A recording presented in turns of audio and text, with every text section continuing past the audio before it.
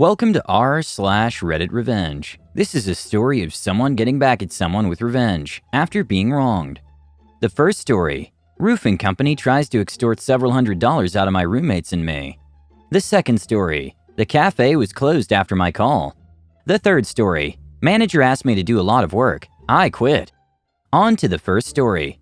Roofing company tries to extort my roommates and me for parking. Gets denied. I live in a city where street parking is the primary source of parking. I was lucky enough to find a house that had a driveway for my use and shared this driveway with my two roommates. We all worked different schedules, had different days off, and sometimes walked to work. This meant that at any given point, we had 3 cars in the driveway, single file, and frequently had 1 or more cars in the driveway all day. The driveway was included in our lease as our responsibility and part of our property, save for the innermost end, where our landlord had a detached garage she used for storage. That garage and the 10 feet in front of it were in her jurisdiction, but the entire driveway leading into that area belonged to the renters. Our house and the apartment building next door frame our driveway on either side. One morning I'm getting ready to walk to work when I hear a knock on the door. I answer, and there are 2 random men on my porch. They tell me that I need to move my car because my landlord, LL, gave the neighboring apartment building permission to use our driveway while it's getting its roof replaced. I call my LL to see what's up, and she tells me that the owner of the apartment building had asked her if they could use the driveway to park a dumpster while the roofing company, RC, worked. She'd given them permission to use the 10 feet in front of the garage, but told them we had the rights to the driveway and that they'd need to get separate permission from us to use the driveway.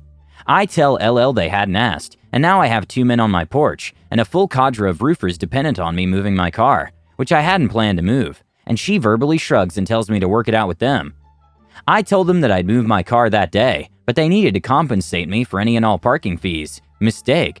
My job didn't have a parking lot, and street parking cost upwards of $15 to $20 per day. As a newer graduate of grad school, I had a lot of debt and not a lot of disposable income. My roommates are in similar situations. I didn't want to pay for parking on top of all my other bills, so the RC agrees to repay all parking fees as long as I keep my receipts. RC also states that they'll be done within a week and that they only need to get the dumpster in. Then my roommates and I will have full access to the driveway again. Sounded reasonable. As you probably figured out, this is not what happened. On any given day during the month-and-a-half-long construction, the RC woke my roommates or me up to have us move our cars out of the driveway so they could park their trucks in it. We went from being assured we'd have full access to our driveway to being told that they'd be throwing objects from the roof to the dumpster, and that if they happened to hit our cars with projectiles and damaged them, then that was our liability that we assumed by parking there. They assured us that they would work from 8 to 5 each day and be done by the time we were back from work. Yet my roommates were often left circling the neighborhood to find parking, while RC worked until 7 or 8 o'clock. Some days we would preemptively move our cars, only to have the RC not to show up to work at all that day. It wasted a lot of our time and cost us way more in parking than we'd anticipated. On to the revenge aspect. On our end, my roommates and I kept a log of every time they asked us to vacate the driveway. Every time they blocked the driveway and prevented us from parking. We kept every receipt we had for parking on the street or in a lot. We kept a log of every conversation we had with the company and the promises they made. I emailed our LL after every conversation to keep her in the loop on our negotiations because she'd screwed us over pretty handily in this scenario and tried to pass the buck on any responsibility for it. She was supportive of our decisions, but also firm that she would take no part in the negotiations. We also kept a log of the conversations we had with the apartment building owner. Side note, he was adamant that the cost of parking wasn't a big deal and that we should just eat it. When I balked at that statement, said that he'd work out a deal with the grocery store across the street. This grocery store is notorious for having insufficient parking for its own customers. I laughed and asked him to let me know how the negotiation goes. He unsurprisingly never responded. We also wrote up a memo detailing the agreement we'd made with the RC foreman. They'd agreed to repay us all parking fees, a $25 fee every time they asked us to move cars before 8 or after 5, and also agreed to pay us for every day they went over schedule. Does this agreement seem too good to be true? That's because it was. It became clear as the project wore on that the RC had no intention of paying us anything for the parking or inconvenience. My roommates and I saw that they were nearing the end of construction and discussed what we were going to do. Each of us had amassed $100 or so in parking fees, and we knew they were going to try and run.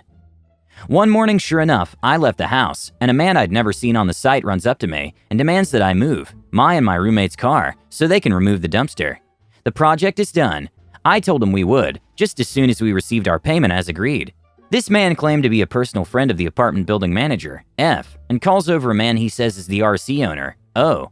Neither one of these men have ever been on site before this day, nor have they been present for any of the conversations about parking. So of course, they claim complete ignorance to the conversations and the agreement, and accuse me of extortion. F is a real lovely piece of work, who uses every condescending argument to try and intimidate and scare me.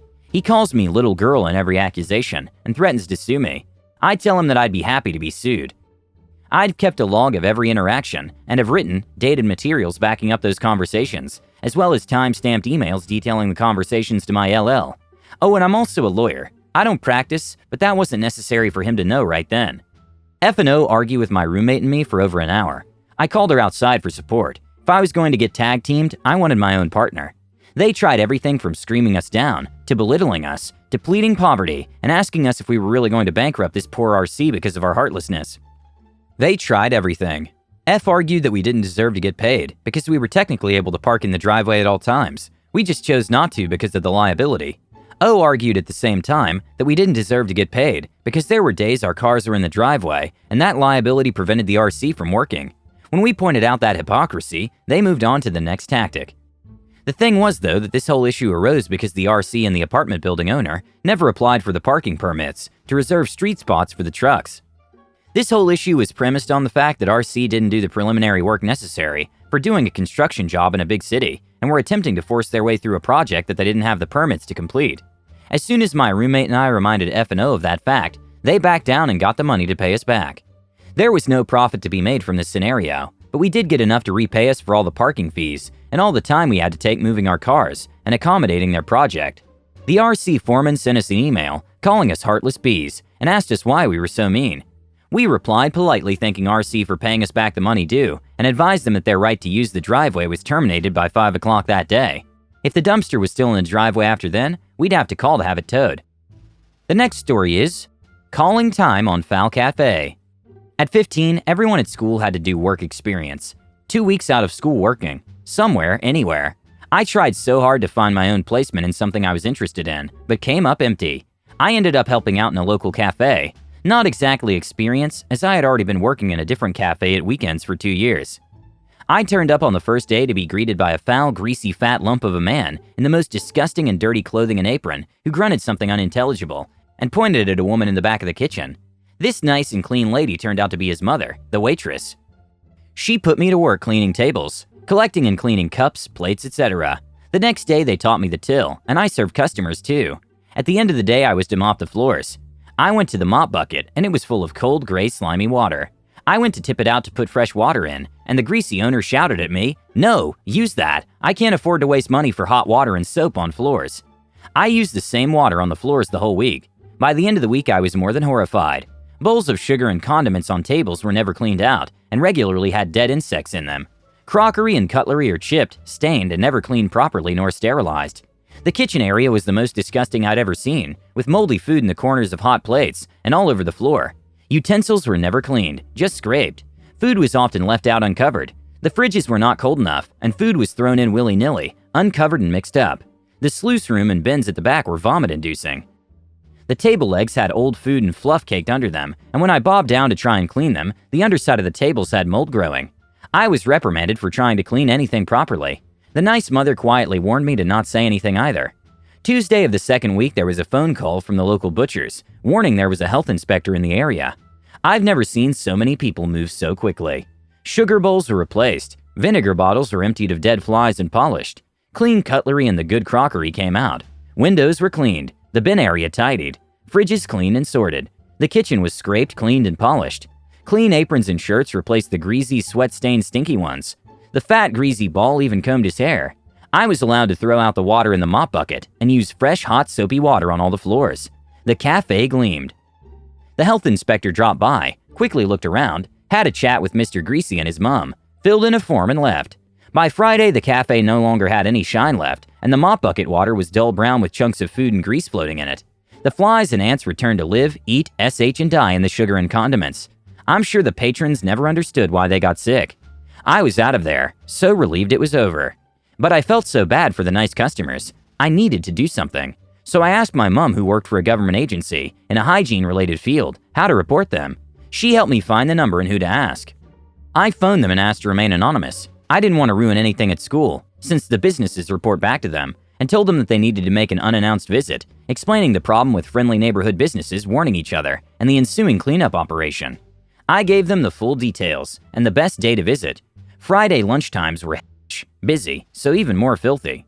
A week after that call, I was walking through town and noticed the cafe lights out and a notice on the door, closed down by order of the Environmental Health Office. And the last story is, manager leaves me to do all the work. I worked for a fast food Mexican restaurant. You guessed the place, haha, that was open late. I lived at the beach, so it was a very busy location. We usually had 2 closers, one for the front counter and one for the drive-thru. We also had a manager closing with us. Depending on how busy we were, depended on how involved the manager had to be. This particular Saturday, the other closer called out, and the manager either didn't call in a replacement to save money, my guess, or couldn't find anyone else. Regardless, on one of the busiest nights of the week, we were short-handed. We chose to close down the lobby and only run the drive-thru. I was taking orders, the money, making drinks, bagging up the orders, and handing out the orders while my manager was making the food. Fortunately, most orders were small. Anyway, we made it to closing without any major incidents. My manager then walks up to me and tells me that I have to close down the place by myself because he has paperwork to do. Closing down consisted of cleaning the lobby, sweeping, mopping, emptying trash, wiping all the tables, refilling all condiments, cleaning and breaking down the soda machine, etc. It meant breaking down the area we made the food, putting all food away or tossing it past its expiration time, cleaning the entire area, wiping down, sweeping, mopping, breaking down the soda machine in the back, etc. It also meant washing all the dishes left from the shift, cleaning the drive-thru area, if not done during shift. And bonus, I had to have it done in the same amount of time, as if there were 2 people working.